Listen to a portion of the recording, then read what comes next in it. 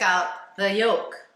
Isn't that beautiful? It's nice and yellow. It hasn't been overcooked, so it doesn't have that greenish hue around it. I have 6 eggs in this pot. I put them in by hand very carefully so they won't crack, and covered it with cold water. I put a splash of vinegar in here. It doesn't matter what kind.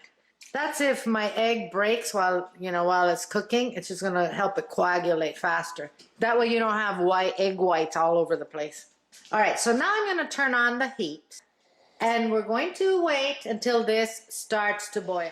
Okay, now that it started boiling, I'm gonna turn off the heat and cover them. And I'm going to set my timer to 12 minutes. All right, 12 minutes have gone by. Now I'm going to put these eggs into a bowl with ice water.